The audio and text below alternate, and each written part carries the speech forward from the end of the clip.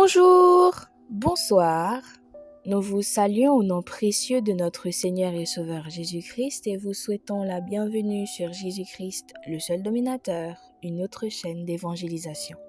N'oubliez pas de vous abonner, d'aimer et de partager pour que l'évangile aille le plus loin possible. Vous êtes actuellement à l'écoute de la méditation du jour et aujourd'hui notre méditation a pour titre « Apprenons à discipliner notre vie ».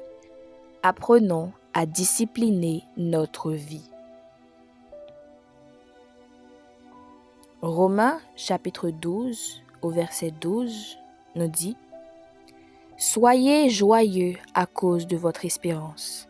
Soyez patients dans la détresse, persévérez dans la prière. » Romains chapitre 12 verset 12. Parmi les chrétiens, nombreux sont ceux qui pensent que tout devrait être parfait dans leur vie simplement parce qu'ils sont chrétiens. Mais Jésus nous a clairement avertis, « Vous aurez des tribulations dans le monde, mais prenez courage. Moi, j'ai vaincu le monde. » Jean 16, 33. Jésus a dit que nous devons affronter les difficultés de ce monde. Cela fait partie des choses de la vie auxquelles nous sommes tous confrontés lorsque nous abandonnons nos désirs égoïstes pour le suivre. L'apôtre Paul a écrit « Au contraire, je traite durement mon corps et je le tiens assujetti. » 1 Corinthiens 9, 27. Paul parle ici de l'autodiscipline. Être autodiscipliné signifie abandonner nos désirs charnels et faire ce qui est juste par la grâce de Dieu, peu importe le prix. Ce n'est pas toujours facile.